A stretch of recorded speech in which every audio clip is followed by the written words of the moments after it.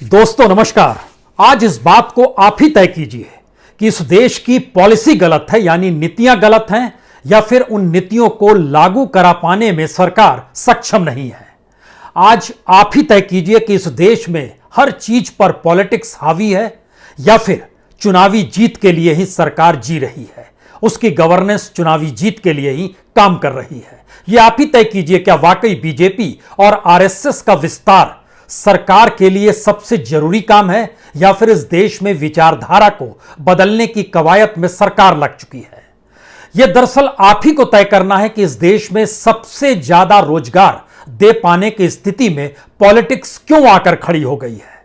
यह आप ही को आज तय करना है कि इस देश में कॉरपोरेट का नेटवर्थ क्यों बढ़ जाता है, और इस देश के भीतर में देश की इकोनॉमी डामाडोल होते हुए नेगेटिव में क्यों चली जाती है। यह आप ही तय कीजिए कि इस देश के भीतर में सत्ता केंद्रित गवर्नेंस क्यों हो चली है। यह आप ही तय कीजिए कि इस देश के भीतर में जो वेलफेयर स्टेट की परिकल्पना थी, वो झटके में किस तरीके से बाजारवाद और उदारवाद की गिरफ्त में आ चुकी है। यह भी आप ही तय कीजिए कि इस देश में क्या वाकई डेमोक्रेसी को टेक्नोलॉजी ने हड़प लिया है, या फिर इस देश में सारी परिस्थितियां धीरे धीरे सत्ता पर केंद्रित कुछ इस तरीके से होती चली गई कि जो कॉन्स्टिट्यूशन के तहत चेक एंड बैलेंस की स्थितियां थी, वह भी धीरे धीरे धराशायी हो गई। इन सारी परिस्थितियों के साथ एक बात और तय कीजिए, जब आजादी मिली उस वक्त भारत की स्थिति इस देश के भविष्य को लेकर क्या सोचती थी, और आज की तारीख में जब आजादी के 75 बरस मनाने को देश तैयार हो चला है, तब आने वाले भविष्य को लेकर सरकार कुछ सोचती भी है या नहीं सोचती है। ये सारे सवाल हम आपके सामने शुरू में ही रख रहे हैं, और उसकी एक सबसे बड़ी वजह यह है कि शायद आजादी के बाद यह पहला मौका है जब मौजूदा स्थिति इस देश में बेरोजगारी की इतनी विकट है कि सरकार पदों को भर पाने की स्थिति में नहीं है, सरकार नए पद सृजन कर पाने की स्थिति में नहीं है। अलग अलग विभागों में जितने भी रिक्त पद हैं, उन रिक्त पदों पर भरने के बाद जो भी वेतन देना पड़ेगा और जो लोग रिटायर होंगे उनको जो पेंशन देनी पड़ेगी, उसकी भी स्थिति सरकार के पास नहीं है। आज बेरोजगारी की जिस दहलीज पर भारत खड़ा है, दुनिया के कम से कम 16 देश ऐसे रहे बेरोजगारी की इन परिस्थितियों के बाद उन देशों में रेवोल्यूशन हो गया, परिवर्तन हो गया, सत्ता पलट डाली गई। फ्रांसीसी क्रांति भी उनमें से एक थी, जब कहा गया था कि रोटी नहीं है तो फिर केक खाइए। शायद जश्न में डूबे हुए भारत के भीतर का अनूठा सच यही है, यहां पर बेरोजगारी जिस चरम अवस्था में है, उसमें बेरोजगारी दरअसल उस सिस्टम का हिस्सा बन गई है जिस सिस्टम के तहत इस देश में बेरोजगारी दूर करनी थी, रोजगार पैदा करने थे, देश को आगे बढ़ाने की परिस्थिति में लेकर जाना था, इस देश की भूख को खत्म करना था, और शायद आने वाले भविष्य को लेकर देश में जो नई पौध है, नई पीढ़ी है, वह इस देश को किस तरीके से अपने कांधे पर उठाकर और दुनिया में आगे बढ़ते बढ़ाते चला जाए।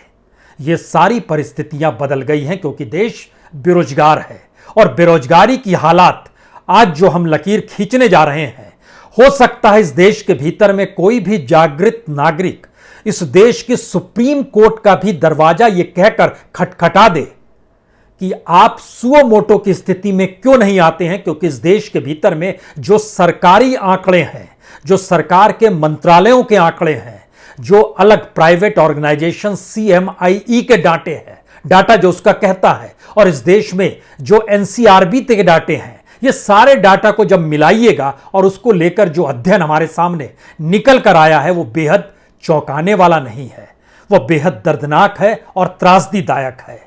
बात इस बात से शुरू हो सकती है कि वाकई 1 महीने पहले इस देश में जितनी बड़ी तादाद में रोजगार गए, बेरोजगारी बढ़ी, वो शायद इस बरस में सबसे ज्यादा रहे, लेकिन फिर भी इस बरस के बीते 8 महीनों में अगस्त का महीना एक त्रासदीदायक महीना क्यों रहा, और आजादी के बाद से 2014-15 के बाद से ही इस देश की परिस्थितियां क्यों बिगड़ती चली गई।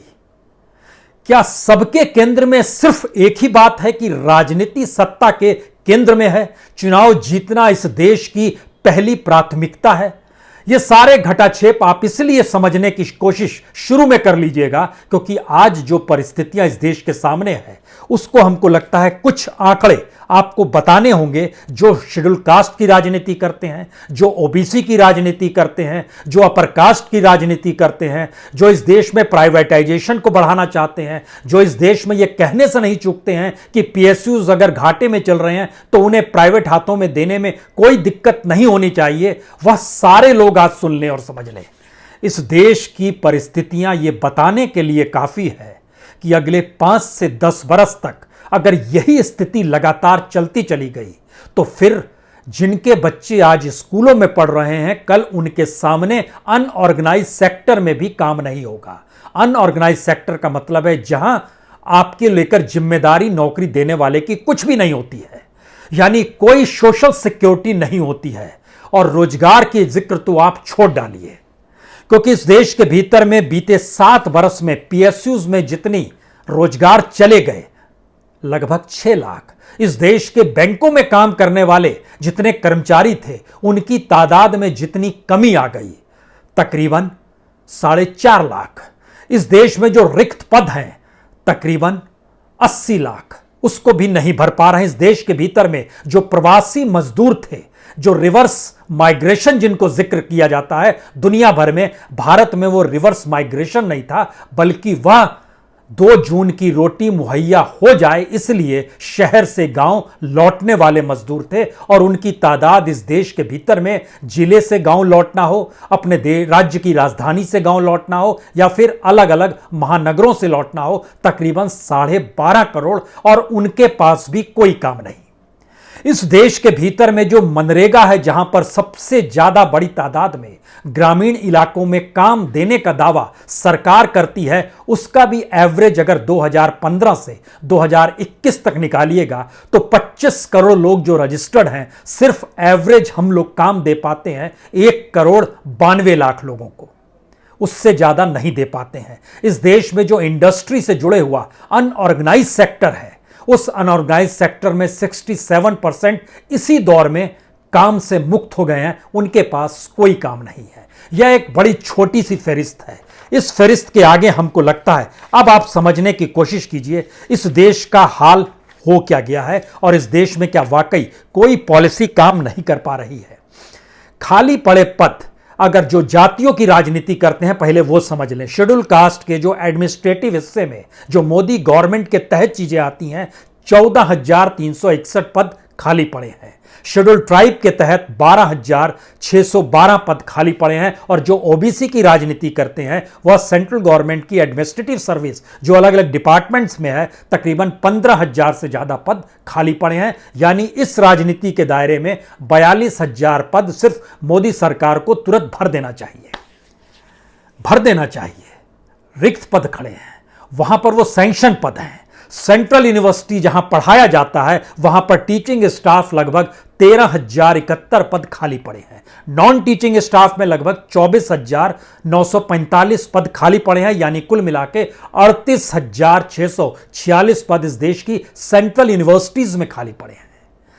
इस देश में जो सेंट्रल गवर्नमेंट के तहत जो सैंक्शन पदों की संख्या है वो तकरीबन 40 लाख है और काम करने वाले लोगों की तादाद सिर्फ 29,91,691 यानी 10,13,250 पद खाली पड़े हैं। यह एक स्थिति है सिर्फ उन खाली पदों की जो आज हमने जिक्र मोदी सरकार को जोड़कर कर रहे हैं। लेकिन इसके मातहत कुछ डॉक्यूमेंट्स हमको जो मिले सरकार के जरिए जो जारी किए जाते हैं वो चौंकाने वाले इसलिए कि सरकार ऐसा नहीं है कि आपको काम नहीं देती है।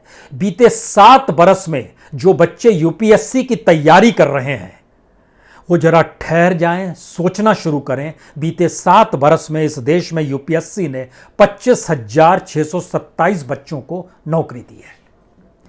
इन 25,627 नौकरी की एवज में जो पाने वाले लोग थे और उनकी जो फहरिस्त थी वह तकरीबन इस देश में 8.5 करोड़ के लगभग थी, लेकिन दे पाए सिर्फ 25,000 को।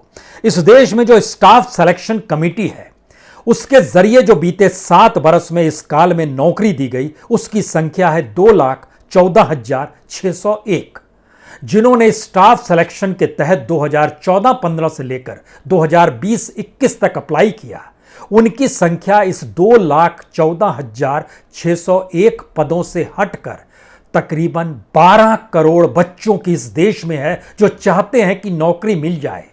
यहीं से सवाल शुरू होता है कि इस देश में जो एम्प्लॉयमेंट एक्सचेंज काम कर रहे हैं उसमें कितनी बड़ी तादाद में रजिस्टर्ड बेरोजगारों की स्थिति है और उसमें से जिनको काम दे दिया जाता है या जिनको नौकरी मिल जाती है उनकी तादाद कितनी है। ये अलग अलग तरीके से ये देश तो जातियों की राजनीति में सिमट गया है, तो हमको बात ना चाहते हुए भी राजनीतिक तौर पर करनी होगी। ये करना इसलिए जरूरी है क्योंकि कोविड से पहले की एक परिस्थिति को समझ लीजिए। हम कोविड से पहले यानी फरवरी 2020 तक की स्थिति आपको बता रहे हैं। मई 2014 से फरवरी 2020 बरस दर बरस सिर्फ शेड्यूल कास्ट के बच्चों ने इस देश में जो अप्लाई किया कि हमको नौकरी मिल जाए, उनकी संख्या थी 41,78,200, 41,78,000, और नौकरी दी गई सिर्फ 2,09,500 को, यानी 39,69,000 पद लो बच्चों को नौकरी नहीं मिल पाई। जो दलितों को लेकर राजनीति इस देश में करते हैं वो समझ जाएं, सचेत हो जाएं, या फिर वो राजनीति के हिस्से में कैसे आ गए यह भी हम बताने वाले हैं, क्योंकि शायद इस देश में आजादी के बाद से ऐसी परिस्थिति कभी नहीं आई थी जिसका जिक्र हम आपसे कर रहे हैं। ओबीसी ने 2014 से 2020 के बीच लगभग 62 लाख युवाओं ने, छात्रों ने कॉलेज से निकलने के बाद नौकरी के लिए अप्लाई किया और सरकार सिर्फ 1,71,600 बच्चों को नौकरी दे पाई। यह राज्यों के दायरे में भी आता है, लेकिन सबको मिला के 60 लाख ओबीसी के छात्र डिग्रीधारी रजिस्टर्ड तौर पर, यानी वो सोच रहे हैं कि किसी तरीके से सरकारी नौकरी मिल जाए, सरकार के जरिए मिल जाए, यह उसकी स्थिति है ओबीसी के भीतर में। दुनिया सबसे युवा देश के तौर पर भारत को देखती है और भारत में 12 करोड़ युवा बेरोजगार हैं।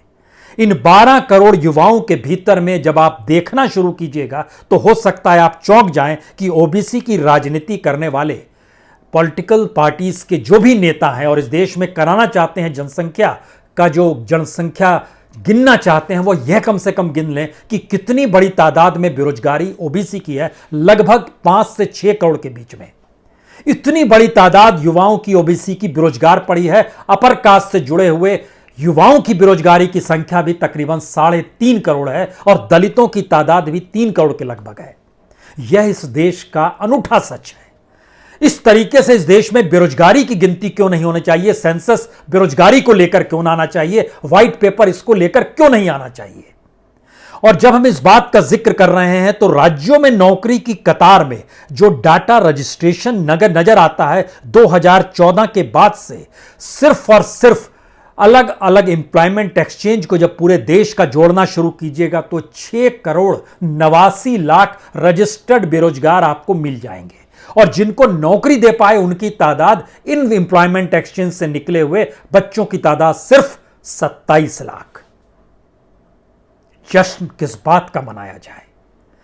घरों के भीतर मां बाप की मनस्थिति क्या होती है जब बेटा पढ़ाई के बाद नौकरी नहीं कर पा रहा हो, और उस बेटे की मनस्थिति क्या होती है जब वह पढ़ाई के बाद दिन कैसे काटे ये उसके सामने संकट मंडरा रहा हो। हमने इसकी भी एक स्थिति निकाली। इस देश में पॉलिटिक्स कुछ इस तरीके से हावी होती चली जा रही है कि एवरेज निकालिएगा तो इस देश में तकरीबन हर जिले में एक एवरेज है। ये एवरेज के तहत लगभग 1.25 से 2 लाख बच्चे जो हैं हर जिले में राजनीतिक दलों से जुड़ गए हैं। राजनीतिक दलों से जुड़ना यानी वक्त को जायर करना, यानी वक्त को बिताते हुए कुछ अपनी महत्ता को बरकरार रखना और इसी के जरिए नारे लगाना, राजनीतिक दलों की रैलियों में लोगों को जुगाड़ करना, पैसा बांटना, पैसा लेना, यही इस देश का एक अनूठा रोजगार है या एक अनूठा सच है जो दुनिया के किसी भी देश में आपको नहीं देखने को मिलेगा, लेकिन भारत में यह है। उत्तर प्रदेश के भीतर में तकरीबन 2 करोड़ 35 लाख युवा ऐसे हैं जो बेरोजगार हैं और पार्टियों के झंडे उठाए हुए हैं, नारे लगाते हैं। वो जानते हैं कि किसी भी हालत में कोई काम उनको मिलने वाला नहीं है। बिहार के जो 38 जिले हैं उत्तर प्रदेश में तो सबसे ज्यादा 75 जिले हैं, जहां के हमने आपसे जिक्र किया 2.25 करोड़ लोगों युवाओं से ज्यादा बच्चे। बिहार के भीतर में ये 80 लाख युवा हैं जो पूरे तरीके से पॉलिटिकल हो गए हैं, नौकरी कहीं नहीं मिल रही है। मध्य प्रदेश के भीतर में इनकी तादाद 1 करोड़ से ज्यादा की है। 52 डिस्ट्रिक्ट्स एवरेज वहां का निकाला गया तो वह भी तकरीबन 1.25 करोड़ से 2 करोड़ के बीच में निकल, 1.25 लाख से 2 लाख के बीच में निकल कर आ रहा है। इतनी बेरोजगारी कमोवेश हर जिले के भीतर है। क्या गांव, क्या पंचायत, चौखंबा राज तो संसद से लेकर पंचायत तक जाना था, लेकिन यहां तो बेरोजगारी का चौखंबा बेरोजगार स्थिति ऐसी है कि क्या पंचायत, क्या गांव और क्या मेट्रोपॉलिटन सिटी और क्या शहर, हर जगह सिर्फ बेरोजगार युवाओं की फौज खड़ी हुई है, इतनी बड़ी तादाद में। और यह स्थिति अब लड़कियों के साथ भी आकर जुड़ गई है। लड़कियों के आंकड़े भी इस दौर में चौंकाने वाले हैं। बेटियों को पढ़ाने के लिए मां बाप सब कुछ झोंक देते हैं। सरकार ने भी नीतियां बना दी कि हम किसी भी तरीके से लड़कियों को पढ़ाना चाहेंगे। साइकिल दी गई बिहार में, कहीं वजीफा दिया गया, कहीं कुछ दिया गया, लेकिन काम देने की स्थिति में कोई नहीं है, किसी भी तरीके से नहीं। और इनकी तादाद, इन लड़कियों की तादाद इस देश के भीतर में रजिस्टर्ड बेरोजगारों की तादाद में तकरीबन 2 करोड़ 22 लाख 222। यह स्थिति इस देश में रजिस्टर्ड बच्चियों के बेरोजगारों की स्थिति है। वो काम चाहती हैं, हम काम नहीं दे पा रहे हैं क्योंकि हमारे इकोनॉमी डामाडोल है। ऐसा कभी नहीं हुआ था, ऐसा हो रहा है। बिहार इस मामले में शानदार है कि जहां पर अनएम्प्लॉयमेंट, खास तौर से डिप्लोमा और सर्टिफिकेट कोर्स करने वाले बच्चे जो हैं, 100 बच्चे करते हैं तो उसमें सिर्फ 15 बच्चों को काम मिलता है, 85 बच्चों को काम नहीं मिल पाता है अगर वो डिप्लोमा और सर्टिफिकेट कोर्स किए हुए हैं। दिल्ली पे कोई आपको गर्व नहीं होना चाहिए। दिल्ली की स्थिति जो खास तौर से जब आप देखना शुरू कीजिएगा, आजादी के बाद की परिस्थितियों को ले आइए, क्योंकि 2 बरस का डाटा बहुत खतरनाक है। बीते 2 बरस का, खास तौर से 2017-18 से लेकर 2020-21 तक, इस 2-3 साल के भीतर में इतना ज्यादा इजाफा हुआ है बेरोजगार का जो डराने वाला है। लेकिन ओवरऑल आंकड़े जब निकल कर आते हैं, जिसको अपने तौर पर एनएसएसओ बताता है, वो आंकड़ा इसलिए अच्छा लगता है या इसे डराता नहीं है तत्काल में, क्योंकि वह ओवरऑल होता है। पिछले 10-20 बरसों से जो पीजी किए हुए थे, जो डॉक्टरेट थे, जो ग्रेजुएट थे, उन सबको जोड़ते हुए देखता है कि कौन रोजगार करने के लिए अनऑर्गेनाइज सेक्टर में मजदूरी कर रहा है, कौन कहां पर पेट्रोल पंप में काम कर रहा है, कौन कहां पर चाय बेच रहा है, कौन कहां पर पकौड़े बना रहा है, कौन कहां पर मजदूरी कर रहा है, कौन कहां पर ईंट भट्टे में काम कर रहा है। उन तमाम लोगों को भी रोजगार की श्रेणी में एनएसएसओ जोड़ देता है, जो भारत सरकार का आंकड़ा देने वाला पूरा का पूरा विभाग है। लेकिन ओरिजिनली इस देश के भीतर में आपने जो पढ़ाई की, आपको रोजगार मिला कि नहीं मिला उस पढ़ाई के लिहाज से? आपने 8वीं पास की, आपने 10वीं पास की, आपने 12वीं पास की, आप ग्रेजुएट हो गए, आपने पीजी कर लिया, डिप्लोमा होल्डर हुए, आपने डॉक्टरेट कर ली। इस पूरे आंकड़े के तहत अभी तक का जो पूरा आंकड़ा दिल्ली का भी नजर आता है, वह पीजी किए हुए 16.1% अनएम्प्लॉयमेंट रेट है। लेकिन यह ओवरऑल है। हमको लगता है कि अब इसके दायरे में एक चीज समझ लीजिए कि जब आप मौजूदा वक्त में आते हैं, यह आंकड़ा तत्काल का है, यानी बीते 2 साल के भीतर में कितनी बड़ी तादाद में लोग बेरोजगार हो गए और कितना काम नहीं मिला। और दूसरी स्थिति बताती है कि ओवरऑल अगर आप 21वीं सदी का जिक्र करेंगे, बीते 20 साल में, तो लगभग जो ग्रेजुएट थे वो 61 लाख युवाओं आपको बेरोजगार मिलेंगे। डिप्लोमाधारी तकरीबन 19,70,000 बेरोजगार मिलेंगे। पीजी किए हुए लगभग 15,30,000 आपको बेरोजगार मिलेंगे। 10th पास किए हुए लगभग 2.5 करोड़ बच्चे 10th और 12th पास किए हुए बेरोजगार मिलेंगे। यह आपके 21वीं सदी का आंकड़ा है। लेकिन जैसे ही आप आते हैं कि इस दौर में क्या हुआ, अगर ये परसेंटेज के लिहाज से आपको जो नेशनल एवरेज निकल कर आता है, जिसमें बताया जाता है कि बेरोजगारी का आलम लगभग 9% छू रहा है, लेकिन जैसे ही आप उसके आगे निकलते हैं तो आपके सामने एक सवाल आता है। इस देश में जो ग्रेजुएट है वो 65% बेरोजगारी पार कर चुका है, यानी अनएम्प्लॉयमेंट रेट डिग्रीधारी में ग्रेजुएट बच्चों का 65.9% है देश में।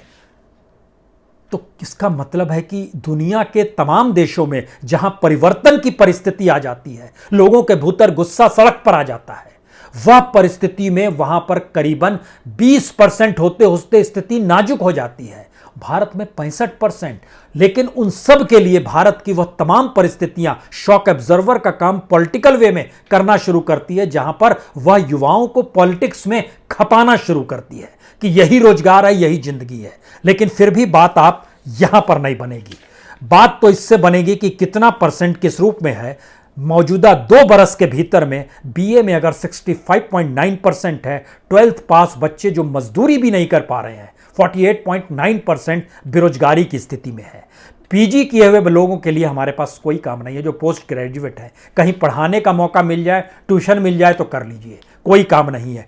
10th पास बच्चों के सामने 39% के पास काम नहीं है। पहले ये इतना नहीं होता था, क्योंकि पहले इस देश में एक इकोनॉमी चल रही थी, प्रोडक्शन चल रहा था, काम हो रहा था। अब सब कुछ रुक गया तो उनके पास भी काम नहीं है। अनऑर्गेनाइज्ड सेक्टर में जुड़े हुए तकरीबन 18 करोड़ लोगों के पास काम नहीं है।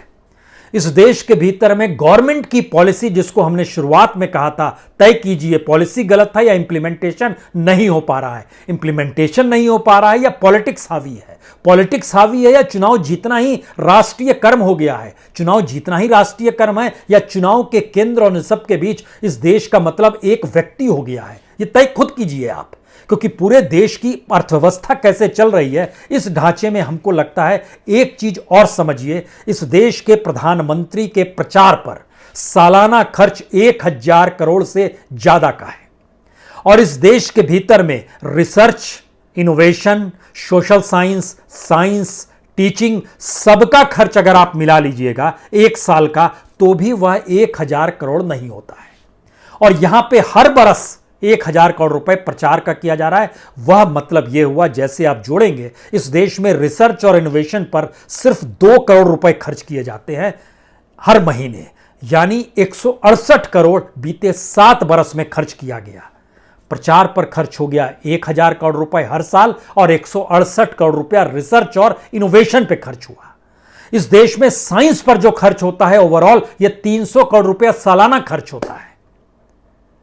कल्पना कर रहे हैं हम कहां पर खड़े हैं और हम किन परिस्थितियों में बेरोजगारी को लेकर चिंतित हैं, या इस देश को लेकर चिंतित रहें, या इस देश के भविष्य को लेकर चिंतित रहें, या आने वाली पीढ़ी आने वाले वक्त में क्या करेगी इसको लेकर चिंतित हो जाएं, या कोई चिंता नहीं करे, जश्न मनाएं, जश्न में डूब जाएं। यह इसलिए बड़ा महत्वपूर्ण है क्योंकि हम लोग तो सिर्फ आंकड़े देख पाते हैं कि भारत हंगर यानी भूख की दृष्टि से भी भारत दुनिया के 107 देशों में भारत का नंबर 94 है। इसीलिए हम लोग 80 करोड़ लोगों को 5 किलो अनाज दे देते हैं। इसीलिए हम लोग पढ़ाई के लिए मिड डे मील चलाते हैं। तकरीबन इस देश में 12 करोड़ बच्चे मिड डे मील पर पढ़ाई करते हैं।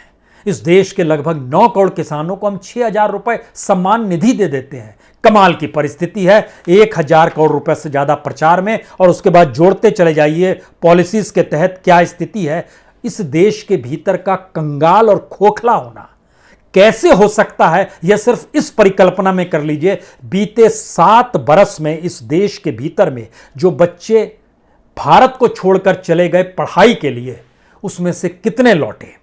जो छोड़कर चले गए और जो भारत में पढ़ने आते हैं, भारत में जो पढ़ने आते हैं वो थोड़ा दिमाग में रखिएगा। नेपाल से आते हैं, अफगानिस्तान से आते हैं, बांग्लादेश से आते हैं, इथोपिया से आते हैं, भूटान से आते हैं, श्रीलंका से आते हैं। भारत की तुलना में जो और गरीब देश हैं वो भारत में एजुकेशन सिस्टम प्राप्त करने के लिए जरूर आते हैं। विकसित देशों से वो बच्चे आते हैं जो कि एक एक्सचेंज प्रोग्राम के तहत आते हैं। फिर भी बीते 7 बरस में जो उन बच्चों बाहर से पढ़ने भारत में आए, उनकी संख्या 7 साल में 2,71,593 थी जो बाहर से बच्चे पढ़ने आए। भारत से जो बाहर बच्चे चले गए पढ़ने के लिए, उनकी संख्या 28,19,008 है। यह सरकारी आंकड़ा हम आपको बता रहे हैं। इस बरस मैक्सिमम बच्चे जो थे बाहर से आए, उनकी संख्या 50,000 थी। इस बरस मैक्सिमम बच्चे जो बाहर चले गए, उनकी संख्या 5 लाख से ज्यादा है। यह इकोनॉमी का कौन सा मॉडल है? और इस इकोनॉमी के तहत बीते 7 बरस में जितनी भी योजनाएं, चाहे वह आप स्वच्छ भारत की योजना हो, चाहे वह इस देश के भीतर में डिजिटल इंडिया हो, चाहे इस देश के भीतर में अलग अलग योजनाओं के तहत जब हमने देखना शुरू किया कि प्रधानमंत्री ने अपने मुख से कितनी योजनाओं का ऐलान किया है, तो जानकारी मिली कि 264 योजनाएं इस दौर में ऐलान की गई। इन 264 योजनाओं के प्रचार पर जो खर्च किया गया, वो खर्च इस देश में इसी दौर में जो गवर्नेंस, जो इस देश की नौकरशाही और इस देश की पॉलिटिशियन, नौकरशाही को माइनस कर दीजिए, पॉलिटिशियंस पर जो खर्च होता है, चाहे वो पार्लियामेंट के भीतर बैठे हों, चाहे अपनी कॉन्स्टिट्यूंसी में काम कर रहे हों, उन पे जितना भी खर्च हो गया, इस देश में चुनावों की प्रक्रिया जो होती है उस पर जितना खर्च हो गया बीते 7 बरस के भीतर में, यानी 3 खर्च, पॉलिटिशियंस पे होने वाला खर्च, पॉलिटिशियंस के चलने वाले इंस्टीट्यूशंस पर होने वाला खर्च और इस देश में इलेक्शन पर होने वाला खर्च। इन तीनों खर्चों को अगर मिला दीजिएगा तो इस देश के भीतर में जो लगभग 80 लाख पद खाली पड़े हैं, उन पर भर्ती करके आप उन बच्चों को 10 साल तक वेतन दे सकते हैं। कमाल की चीज है। इस देश में वह शख्स, जो इस देश में वह सिस्टम, इस देश की वह व्यवस्था जो इस देश को कंगाल कर खोखला बना दी और इस देश के भीतर में वही जश्न मना रही है, उसके एवज में इस देश के भीतर में 80 लाख बच्चों को नौकरी मिल सकती है और वो पदों पर बैठकर 10 साल तक वेतन भी ले सकते हैं। हमने उसका एक हिस्सा और निकाला। इस दौर में जितने लोग रिटायर्ड होंगे उनकी पेंशन भी उसमें जोड़ दी, तो भी पता चला कि उसके बाद भी कुछ पैसा बचेगा। इतनी बड़ी तादाद में इस देश के भीतर में पैसा खर्च किया जाता है उस पॉलिटिक्स पर, जो पॉलिटिक्स अपने तौर पर इस देश को बेरोजगारी और रोजगार छीनने की परिस्थिति में लाकर खड़ी कर चुकी है। अब जो आखिरी सवाल बार बार हर किसी के सामने आता है कि अगर हमारी इकोनॉमी को संभालने के लिए इस देश की सत्ता के पास कोई विजन नहीं है तो इस देश में इंप्लीमेंट क्या होगा, और अगर विजन है और इंप्लीमेंट नहीं कर पा रहे हैं तो उस विजन का क्या महत्व होगा। और विजन और इंप्लीमेंट करने की परिस्थिति, यानी पॉलिसी और इंप्लीमेंटेशन दोनों पॉलिटिक्स को ही अगर केंद्र में रखकर काम कर रहा है, और पॉलिटिक्स के केंद्र में अगर इस देश के प्राइम मिनिस्टर या उनकी अपनी ताकत का इजहार हो रहा है, तो फिर इस देश के भीतर में आपको जिंदा क्या तभी रहना होगा या तभी रह पाएंगे जब आप इस सिस्टम का हिस्सा बन जाए, जो सिस्टम भारत के भीतर में आज़ादी के बाद से अभी तक कभी नहीं था। आप कहेंगे इमरजेंसी भी आई थी, बार बार आप इसको, कोई भी सवाल करता है हमसे, इमरजेंसी भी आई थी, लेकिन इमरजेंसी के पीरियड में इस देश में जो बेरोजगारी का परसेंटेज था वह तकरीबन 2.5% था। आज नेशनल परसेंटेज लगभग 9% है। उस दौर में जो रोजगार दिए जा रहे थे वह संख्या जो थी तकरीबन 22 लाख थी। इस दौर में जो रोजगार दिए जा रहे हैं वह संख्या तकरीबन 4 लाख है। उस दौर में जो इंस्टीट्यूशंस काम कर रहे थे वो इंस्टीट्यूशंस के सवालों पर रोक थी। इस दौर में इंस्टीट्यूशंस ही खत्म हो गए हैं। ये परिस्थितियां नई हैं और ये नया भारत है। इस नए भारत का भविष्य क्या है, जिन्हें भविष्य बनाना है, क्योंकि साइंस बहुत साफ कहता है हर व्यक्ति की उम्र होती है, उसे आखिर में मरना ही है। और हर युवा धीरे धीरे सत्ता संभालने के लिए, पॉलिसी संभालने के लिए प्रोफेशनल्स के तौर पर ये आगे बढ़ेगा ही, लेकिन ये सारी चीज़ें आपकी आंखों के सामने हैं। और इसलिए आखिरी सवाल आप सोच कर सकते हैं, बैठ कर सकते हैं, चिंतन कर सकते हैं, किताब पढ़ सकते हैं कि जश्न जो मना रहे हैं इस देश के भीतर में, इस देश की पूंजी पर, उनको हक है या नहीं, यह सवाल बहुत छोटा है। उन्हें सजा क्या दी जाए, यह सवाल आपसे है और शायद हमसे भी है। सोचिए जरूर। बहुत बहुत शुक्रिया, बहुत बहुत शुक्रिया।